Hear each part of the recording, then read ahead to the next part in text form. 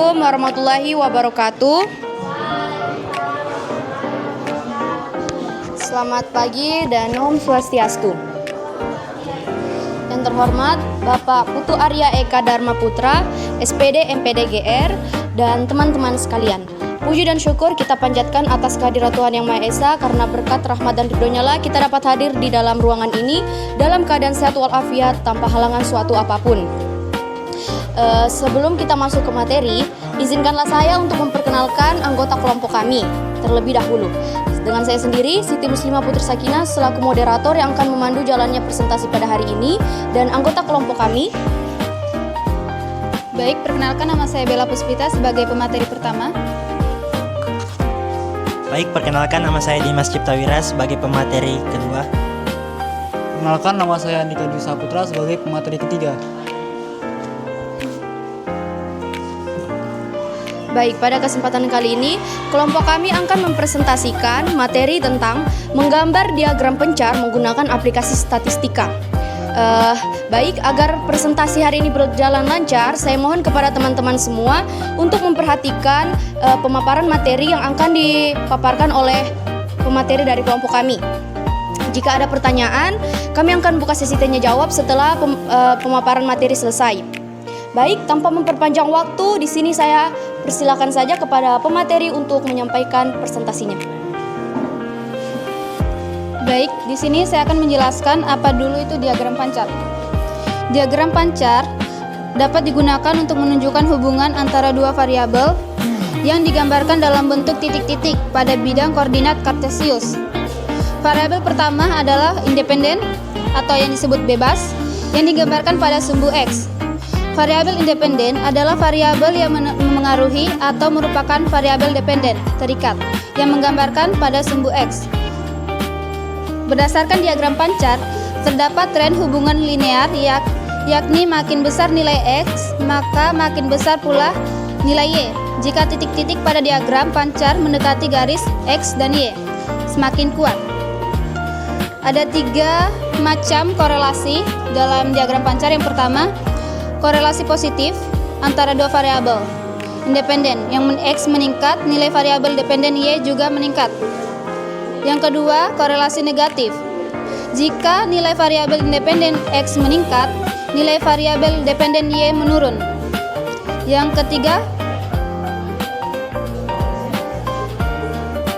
jika titik-titik pada diagram tampak menyebar secara acak atau tidak terlihat tren, maka tidak ada korelasi antara dua variabel. Baik, selanjutnya kita akan masuk ke langkah-langkah menggambar diagram pencar. Baik teman-teman semua, dalam cara dalam menggambar diagram pencar ini, kita memiliki 2 opsi, yaitu yang pertama, penggunaan menggambar secara manual ataupun menggambar menggunakan aplikasi statistika.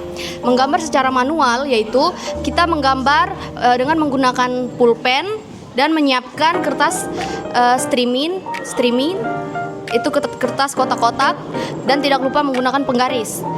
Kemudian opsi yang kedua yaitu menggunakan aplikasi statistika. Salah satu contohnya yaitu menggunakan aplikasi Microsoft Excel. Jadi karena di sini judul presentasinya yaitu menggunakan aplikasi statistika, jadi kita menggunakan aplikasi yaitu Microsoft Excel. Pertama kita buka logo ini. Kita tindis ikonnya.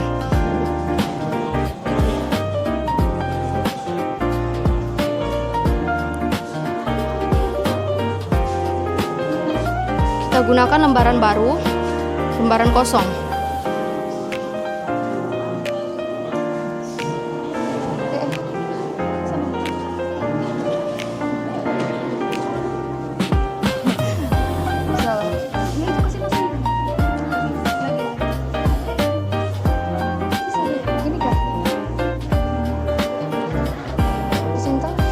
Baik, di sini kita akan memasukkan saja data yang ada pada LKPD.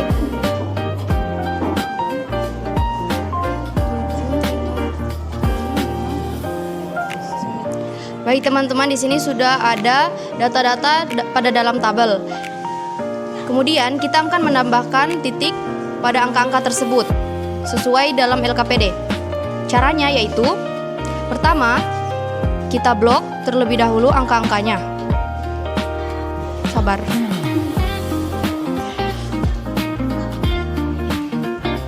Kemudian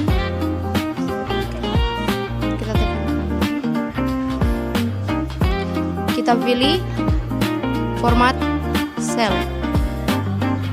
Setelah itu kita memilih currency.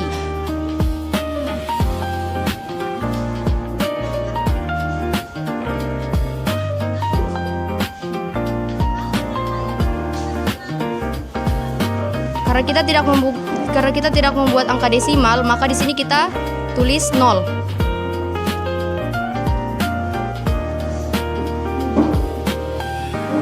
Ya, jadi sabar. Jadi di sini sudah ada titik pada setiap angka. Kemudian di kolom berikutnya, kolom sebelahnya lagi. Seperti tadi caranya ya teman-teman. Kita blok terlebih dahulu.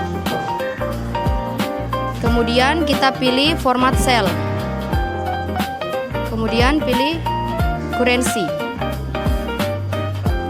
Caranya sama seperti tadi.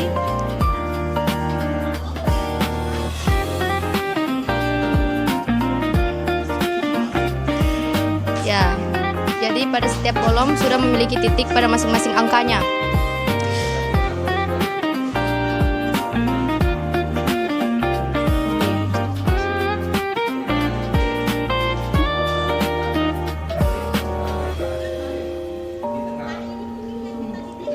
Di tengah C.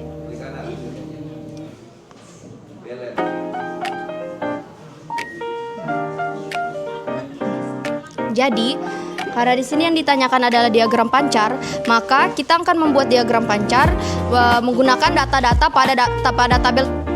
pada tabel ini. Yaitu caranya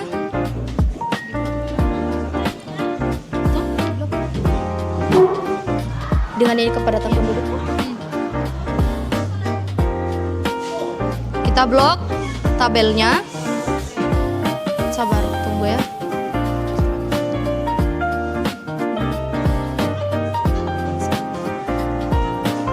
Kemudian kita memilih insert.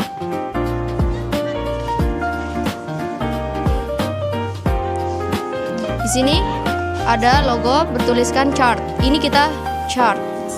Kita pilih. Ya, jadi pilihannya scatter. Nah, ini adalah diagram yang dihasilkan dari data pada tabel berikut, pada tabel ini. Kemudian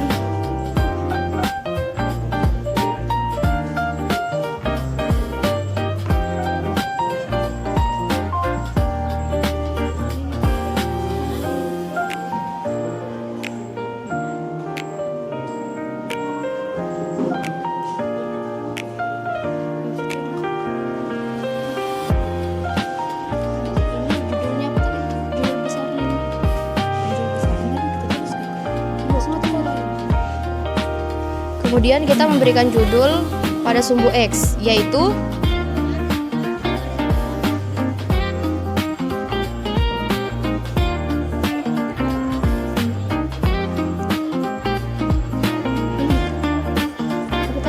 YEY dulu.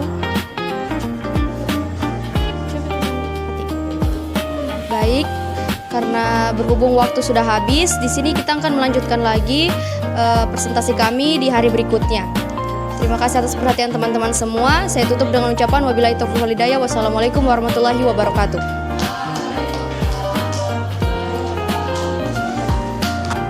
Duduk di tempat dulu ya. Jadi siswa-siswi sekalian, itulah tadi penampilan dari kelompok 7, cukup luar biasa. Kita beri tepuk tangan dulu.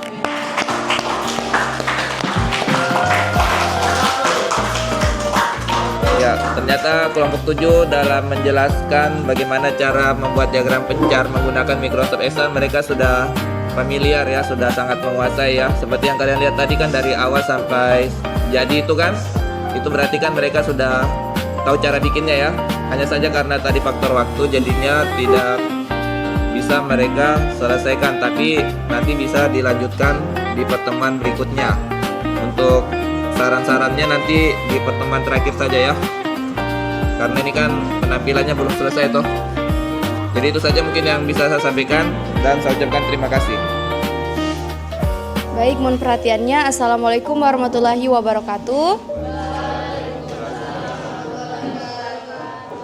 Kami dari kelompok 7 di sini kita akan melanjutkan presentasi yang sempat tertunda kemarin, yaitu membuat diagram pancar.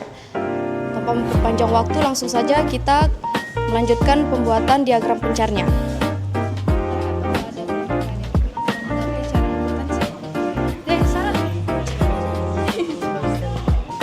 Baik teman-teman semua, ini adalah diagram pencar yang datanya itu yang didapat dari tabel ini. Apakah dari kelompok lain masih ada yang belum mengerti? Saya persilakan untuk mengangkat tangan terlebih dahulu. Bisa maju ke depan.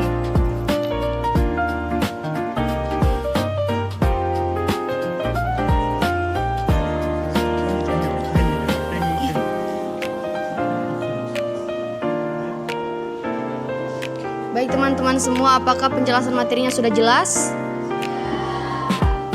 Baik, kita langsung saja ke pembahasan materi selanjutnya. Baik teman-teman semua, kita akan lanjut lagi ke poin E, contoh soal dan pembahasan.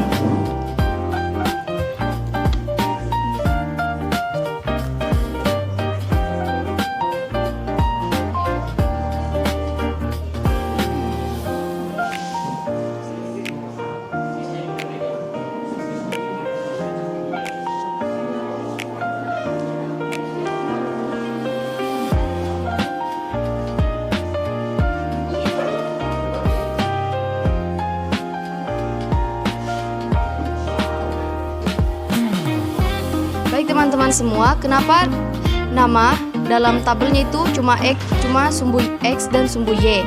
Karena sumbu X dan sumbu Y-nya belum diketahui apa, jadi kita tulis saja di sini sumbu X dan sumbu Y.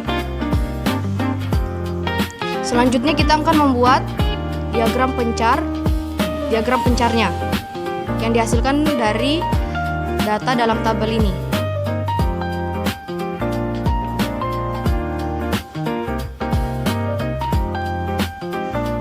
Pilih insert,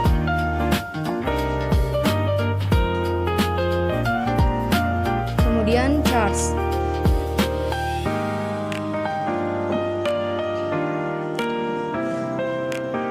Kita pilih scatter.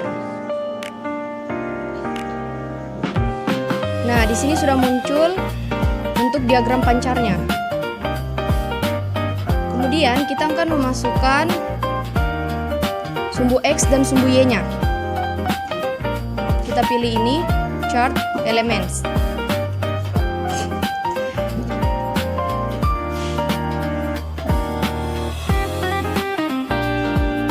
Ya, di sini sudah ada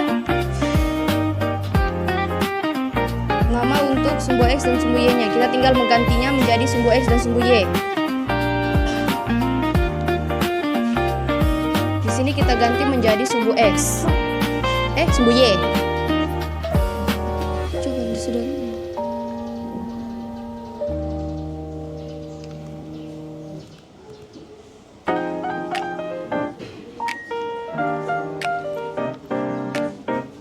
Dan ini kita ganti menjadi sumbu X.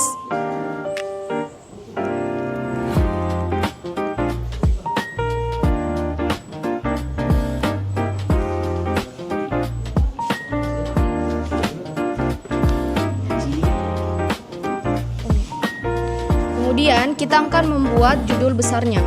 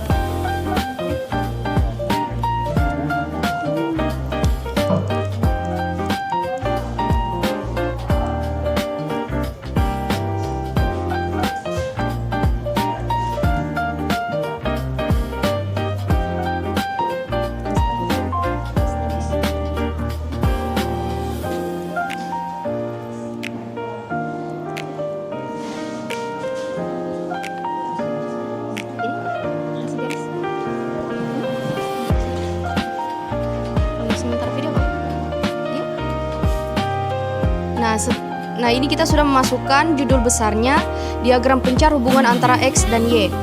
Kemudian kita akan membuat garis regresinya.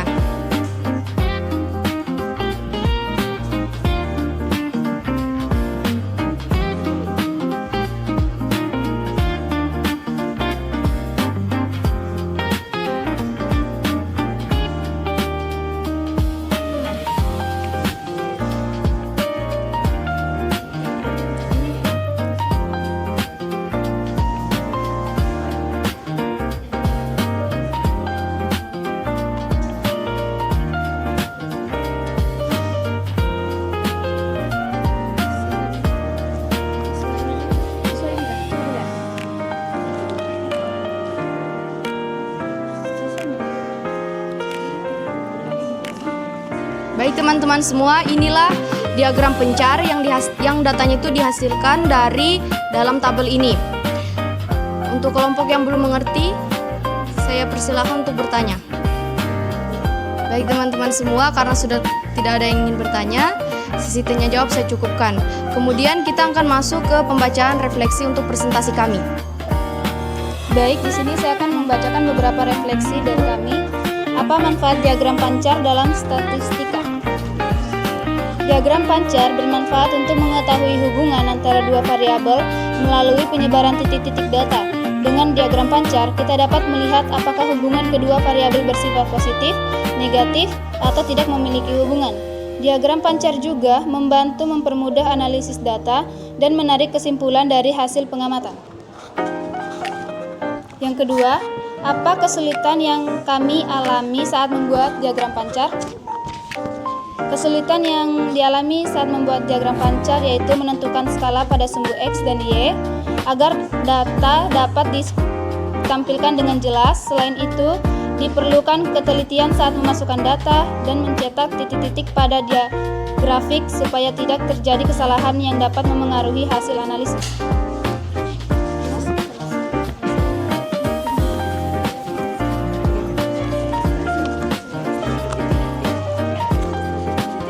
Yang ketiga, bagaimana cara mengetahui hubungan positif dan negatif pada diagram pencar? Hubungan positif dan negatif dapat diketahui dari arah penyebaran titik-titik pada diagram pencar.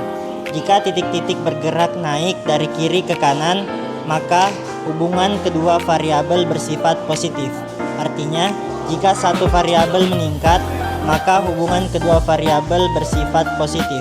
Artinya, satu variabel meningkat, maka variabel lainnya juga meningkat. Sebaliknya, jika titik bergerak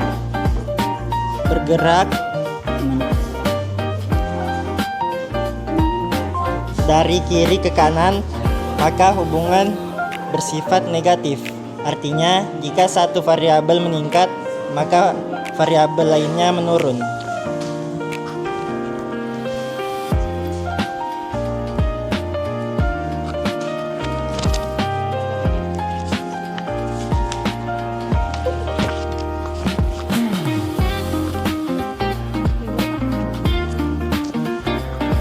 Baik, kita sudah masuk ke akhir presentasi, yaitu pembacaan kesimpulan dari materi kami. Diagram pencar digunakan untuk melihat hubungan antara dua variabel berdasarkan pola penyebaran titik-titik data. Diagram pencar dapat dibuat menggunakan aplikasi statistika seperti Microsoft Excel. Kasihkan kekurangan dan kelebihannya di situ, nah. Baiklah siswa-siswi sekalian, itulah tadi penampilan dari kelompok 7. Dari yang saya perhatikan, dari kelompok 7 ini penampilannya sudah sangat bagus. Karena kalian tadi waktu dijelaskan sudah mengerti ketika ditanyakan. Itu menunjukkan bahwa kelompok 7 ini sudah menjelaskan dengan sangat baik. Sehingga kalian yang dijelaskan cepat mengerti. Terus yang kedua, dia juga kompak. Karena tadi kita bisa lihat semuanya aktif ya dalam bekerja untuk saling membantu, mulai dari pembuatan LKPD-nya, jawab LKPD-nya, sama sampai menjelaskannya, sehingga tadi semuanya berjalan lancar. Kemudian di samping itu juga pakaiannya rapi. Coba kalian lihat mereka tadi kan cantik-cantik, cowoknya ganteng-ganteng kan, rapi pakaiannya. Jadi seperti itu, sama seperti kalau kita di Paguyebang, kalau kita sudah lihat dari penampilannya itu kan, pasti kita rasa itu apa, kita lebih fokus daripada kita lihat penampilannya tidak rapi kan. Pasti lebih menarik toh kalau kita lihat dari penampilannya dulu, dari pakaiannya rapi, dimasukkan bajunya semua kan. Nah itu pasti kita dalam memperhatikan materi itu lebih fokus gitu. Makanya tadi saya sangat fokus sekali, karena tadi Sasa gitu kan, rapi kan, kemudian yang lain-lainnya juga seperti itu. Kemudian tulisannya juga tadi ada yang bilang bagus ya, kemarin waktu ditulis di papan ya. Terus tadi dari step by step dalam menjelaskan menggunakan program Microsoft Excel, kita bisa lihat tadi kelompoknya sangat Sasa tadi waktu mempraktekannya itu sangat bagus, maksudnya sangat lancar. Berarti dia itu sudah menguasai materi itu kan, dari membuka Microsoft Excel, kemudian dari maaf ini ada suara bel ya, saya jeda dulu. Pencarnya, nah sampai jadi tadi, sampai menjelaskan bagaimana makna dari diagram pencar itu saya kira sudah seperti itu ya, sudah benar ya. Dan mudah-mudahan untuk kelompok selanjutnya yang akan tampil, saya harapkan bisa tampil bagus juga atau lebih bagus ya daripada kelompok-kelompok sebelumnya dan kelompok-kelompok hari ini. Itu harapan saya. Pokoknya kalian tampil maksimal dan nggak usah takut-takut, nggak usah malu, karena ini adalah bagian dari proses belajar, ini adalah bagian dari proses kita berlatih. Jadi rasa takut dan rasa malu kalian itu kalian harus kalahkan dengan cara kalian hadapi. Kalian hadapi. Jadi kalau kalian sudah hadapi dan melalui prosesnya, saya yakin tidak akan malu dan takut lagi untuk berbicara di depan kelas. Jadi seperti itu ya, siswa-siswi hebat sekalian, yang bisa saya sampaikan. Dan siap-siap untuk kelompok selanjutnya, kelompok 8. Materinya tentang, dan sampai tidak tahu materinya.